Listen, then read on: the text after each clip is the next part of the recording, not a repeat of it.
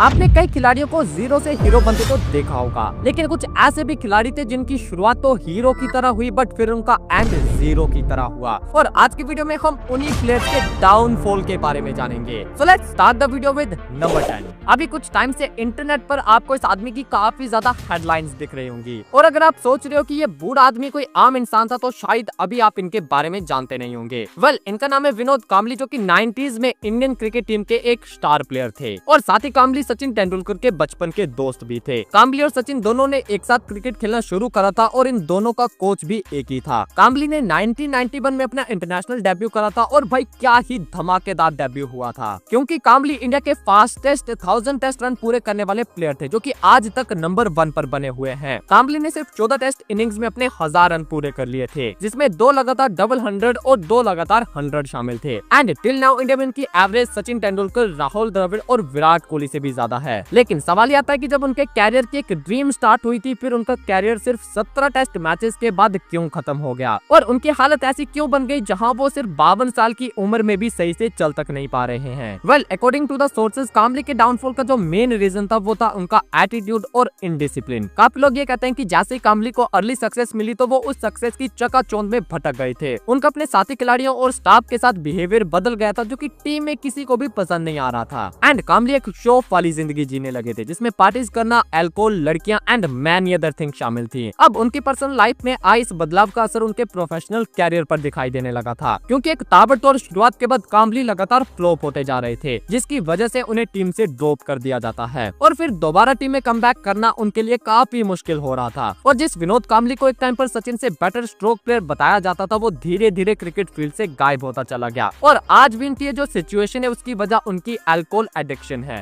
Number 9। अगर आप late 90s और अर्ली 20s से क्रिकेट को फॉलो करते हैं तो आप इस बॉलर को काफी अच्छी तरह से जानते होंगे। ये थे जिम्बाब्वे के first black bowler Henry Olonga, जो कि एक बेहतरीन फास्ट बॉलर थे, और इनके सचिन तेंदुलकर के साथ हुए 1998 के इस बैटल ने इन्हें काफी पॉपुलर कर दिया था। ओलोंगा सिर्फ 18 साल के थे जब 1995 में उन्होंने अपना इंटरनेशनल डेब्यू करा था। इनके स्टैट्स देखें तो 30 टेस्ट मैचेस के अंदर ओलोंगा ने 68 विकेट्स ली हैं और 50 ओडीआईज में 58 विकेट्स। लेकिन आपको जानकर हैरानी होगी कि जब ओलोंगा अपने कैरियर की प्राइम पर थे तब वो इंटरनेशनल क्रिकेट से रिटायरमेंट अनाउंस कर देते हैं, और तब उनकी उम्र थी सिर्फ 26 साल। लेकिन क्या आप जानते हो कि ये जो उनकी रिटायरमेंट थी, इसके लिए उन्हें उनकी खुद की कंट्री ने फोर्स करा था। एक्चुअल में ये कहानी है साल 2003 के वर्ल्ड कप की। जिम्बाब्वे में उनकी गवर्नमेंट के अगेंस्ट कुछ प्रोटेस्ट चल रहे थे, और इसी प्रोटेस्ट में भाग लेते हुए हेनरी ओलोंगा नामीबिया के अगेंस्ट हुए इस मैच में ब्लैक आर्म बैंड पहन कर आते हैं, जो कि पूरी दुनिया के सामने जिम्बाब्वेन गवर्नमेंट के अगेंस्ट उनका खुला प्रोटेस्ट था। अब गवर्नमेंट को ये चीज पसंद नहीं आती और इस पर वो एक स्ट्रिक्ट एक्शन लेते हैं। हेनरी ओलोंगा के अगेंस्ट वारंट निकाला जाता है और उन्हें देशद्रोही डिक्लेयर कर दिया जाता है, जिसके बाद उन्हें काफी ज्यादा थ्रेट्स भी दिए गए। हालत इतनी खराब हो गई थी कि ओलोंगा को न सिर्फ अपना कैरियर बल्कि अपना देश भी छोड़ना पड़ा था। ओलोंगा जिम्बाब्वे को छोड़कर इंग्लैंड में आकर रहने लगे, और इस पॉलिटिक्स ने उनके एक ड्रीम कैरियर को उसके पीक पर खत्म कर दिया था। रिसेंट टाइम की बात की जाए तो साल 2019 में हेनरी ओलोंगा को एक म्यूजिक शो में एज ए कंटेस्टेंट देखा गया था, और हाल फिलहाल में वो पेंटिंग करते हुए भी दिखाई दिए थे।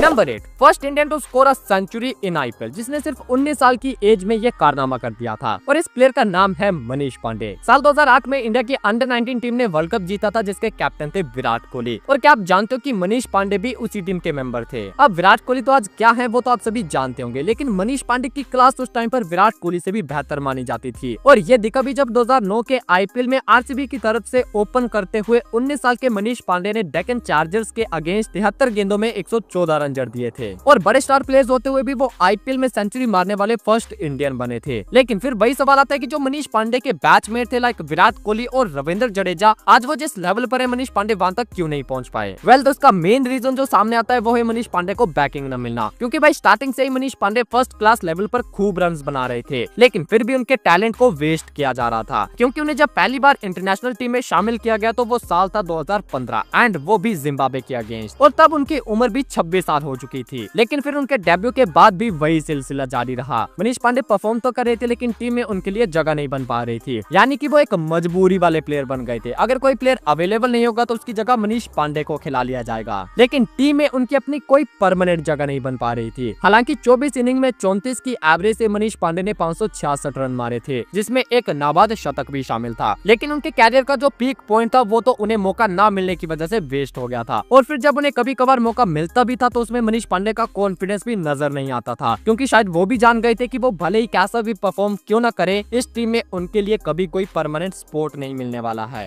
नंबर 7, कैसे आपकी बुरी आदतें आपको बर्बाद कर सकती हैं। ये प्लेयर इसका सबसे बड़ा एग्जांपल है। प्लेयर का नाम है जेसी राइडर, जो कि न्यूजीलैंड के एक अटैकिंग ओपनर बैट्समैन थे। राइडर ने अपने टेस्ट कैरियर में 40 की एवरेज से 1300 रन मारे थे, जिसमें 650, 3 शतक और एक दोहरा शतक शामिल था। और ओडीआईज में भी 3 शतक और 650 के साथ जेसी राइडर के नाम ऑलमोस्ट 1400 रन हैं। लेकिन उनकी एक बुरी आदत थी कि वो अल्कोहल एडिक्ट थे, और इसी एडिक्शन के चलते उनका ध्यान अपने कैरियर से ज्यादा लेट नाइट पार्टीज पर रहता था। और एक बार तो शराब के नशे में उनकी लोगों से लड़ाई हो जाती है, जिसमें उनके सर पर चोट आती है और वो कोमा में चले जाते हैं। अब इन सब बुरी आदतों ने जेसी राइडर को उनके कैरियर से पूरी तरह से भटका दिया था। ना तो वो अपनी फिटनेस पर ध्यान दे रहे थे और ना ही अपनी प्रैक्टिस पर। और कई इंसिडेंट्स तो ऐसे भी थे जब वो दारू के नशे में ही ग्राउंड में आ जाते थे। अब इन सब बुरी आदतों के चलते जेसी राइडर ने अपना सुनहरा कैरियर भाई अपने ही हाथों बर्बाद किया था। नंबर 6, क्या आप जानते हो कि इंडिया के सिर्फ 2 ऐसे खिलाड़ी हैं जिन्होंने टेस्ट क्रिकेट में ट्रिपल सेंचुरी मारी है। नंबर 1 आप सभी जानते होंगे वीरेंद्र सहवाग, जिन्होंने एक बार नहीं बल्कि 2 बार ये माइलस्टोन अचीव करा है। और दूसरे अनलकी प्लेयर हैं करुण नायर, जिन्होंने 2016 में इंग्लैंड के अगेंस्ट नॉट आउट 303 रन मारे थे। और ये माइलस्टोन उन्होंने अपने कैरियर की सिर्फ तीसरी इनिंग के अंदर ही अचीव कर लिया था। लेकिन आप भी सोच रहे होंगे कि 300 रन बनाने वाले इस खिलाड़ी को मैंने अनलकी क्यों कहा। वेल, इसका जवाब आप मुझे बताओ कि 300 रन बनाने वाला ये खिलाड़ी आज कहाँ है, कब इसे टीम में देखा गया और कौन इसके बारे में बात करता है। वेल, करुण नायर की शुरुआत हुई इंडिया वर्सेस इंग्लैंड के 2016 सीरीज में, जब उन्हें 26 नवंबर 2016 के दिन शुरू हुए तीसरे टेस्ट मैच में केएल राहुल की जगह as a injury replacement team में शामिल किया गया। लेकिन उनका ये डेब्यू काफी अनलकी रहा और वो 4 गेंदों में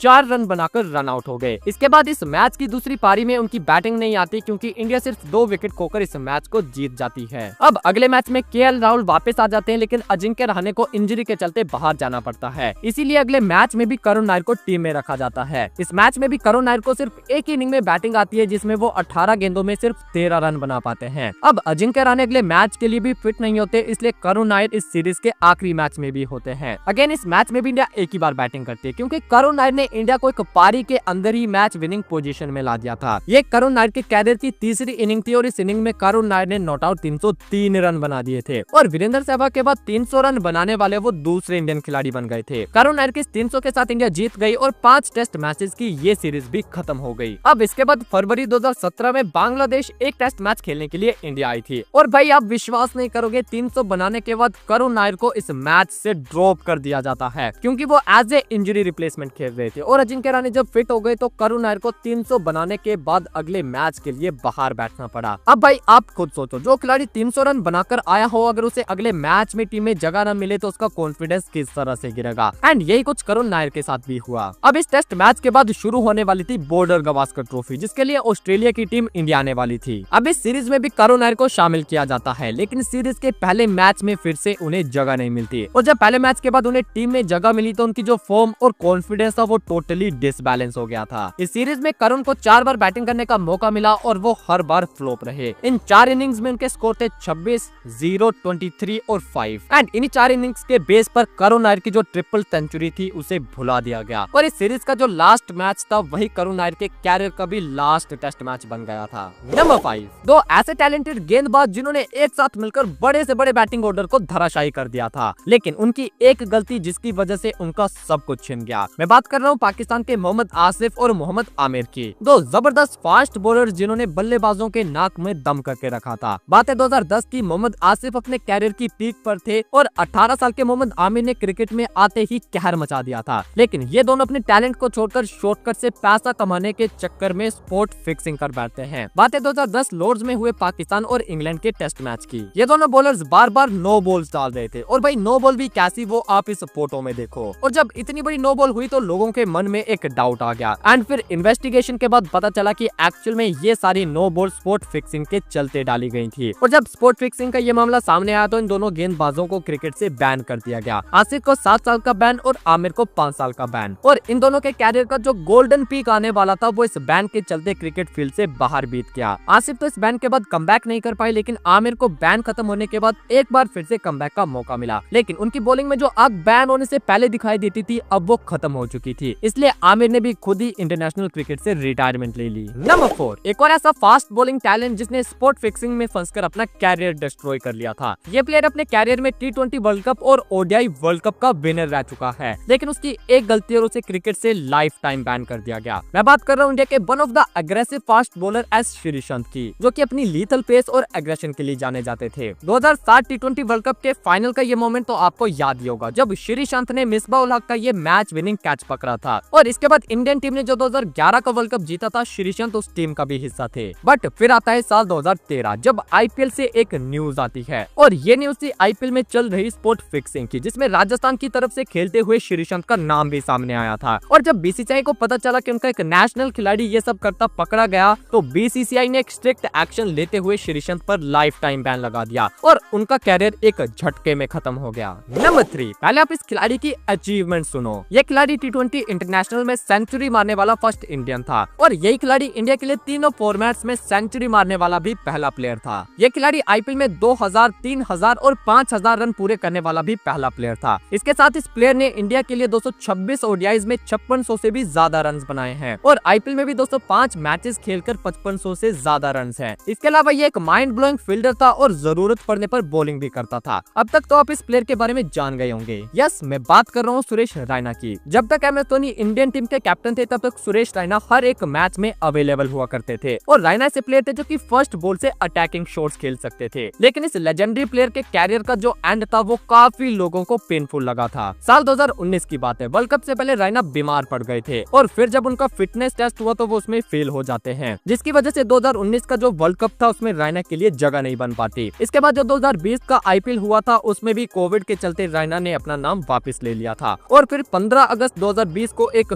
शॉकिंग न्यूज आती है। एम एस धोनी ने अपनी इंस्टाग्राम पोस्ट के थ्रू इंटरनेशनल क्रिकेट से अपनी रिटायरमेंट अनाउंस कर दी थी। एंड इस शॉकिंग न्यूज के कुछ मिनट्स बाद इंडियन फैंस को एक और झटका मिलता है। 33 साल के सुरेश रैना, जो कि पिछले 2 सालों से इंडियन टीम में कमबैक के लिए जूझ रहे थे धोनी के साथ, वो भी अपनी रिटायरमेंट अनाउंस कर देते हैं। चलो यहाँ तक भी ठीक था, क्योंकि रैना अब भी सीएसके टीम का हिस्सा थे और आईपीएल में उनके फैंस उन्हें देख सकते थे। लेकिन 2022 में रैना को उनकी लाइफ का सबसे बड़ा सेटबैक मिला। जिस टीम के लिए रैना इतने सालों से परफॉर्म कर रहे थे, उस टीम ने रैना को ऑक्शंस में रिलीज कर दिया था, और फिर इससे भी शॉकिंग था इस ऑक्शन में रैना का अनसोल्ड रह जाना। एंड जिस खिलाड़ी को मिस्टर आईपीएल का टैग दिया गया था, उसे सिर्फ 35 की एज में क्रिकेट फील्ड से रिटायर करके कमेंट्री बॉक्स में भेज दिया गया। नंबर 2, अब हम एक ऐसे प्लेयर की बात करेंगे जिसका कैरियर सचिन 2.0 से स्टार्ट हुआ, और फिर धीरे धीरे वो विनोद कांबली 2.0 की तरफ बढ़ता चला गया। आप भी समझ गए होंगे कि मैं पृथ्वी शॉ की बात कर रहा हूँ। डोमेस्टिक क्रिकेट की जबरदस्त फॉर्म के चलते सिर्फ 18 साल के पृथ्वी शॉ को 2018 में इंटरनेशनल टीम में जगह मिल गई, और अपने डेब्यू मैच में उन्होंने सबको ये प्रूव भी कर दिया कि ये जगह वो क्यों डिजर्व करते हैं। वेस्ट इंडीज के अगेंस्ट हुए इस डेब्यू में पृथ्वी शॉ ने एक शानदार सेंचुरी जड़ दी, और आप यकीन नहीं करोगे, लेकिन एक्सपर्ट्स को शो में सचिन और सहवाग दोनों की झलक नजर आती थी, क्योंकि शो सहवाग की तरह अटैकिंग अंदाज में खेलते थे और उनकी क्लास में सचिन सर की झलक दिखाई देती थी। बट अर्ली सक्सेस के बाद जो कुछ भी विनोद कांबली के साथ घटा था, पृथ्वी शॉ भी उसी लाइन पर चलने लगे। लगातार इंजरीज ने उन्हें घेर लिया था, और वो एक के बाद एक नई कंट्रोवर्सी में फंसने लगे। पृथ्वी शॉ के डाउनफॉल में जो सबसे मेन रोल है, वो है उनके इनडिसिप्लिन बिहेवियर और फिटनेस का। ये फोटो तब की है जब शो ने अपना डेब्यू करा था, और आज उनकी हालत ऐसी हो चुकी है। इस फोटो को देखकर कौन कहेगा कि भाई पृथ्वी शॉ अभी सिर्फ 24 या 25 साल के हैं, और आज हालत इतनी खराब हो गई है कि शो को किसी भी टीम में शामिल करने से लोग घबराते हैं। पहले उन्हें 2024 रणजी में मुंबई की टीम ने बाहर कर दिया, और फिर 2025 का जो आईपीएल ऑक्शन हुआ, उसमें भी पृथ्वी शॉ अनसोल्ड रहे। लेकिन भाई जिस तरह का टैलेंट शो के पास है, उसे इस तरह से वेस्ट करना फैंस को ठीक नहीं लग रहा। इसलिए हम भी ये प्रे करते हैं कि पृथ्वी शॉ जल्द से जल्द अपनी गलतियां भुलाकर एक स्ट्रॉन्ग कमबैक करे।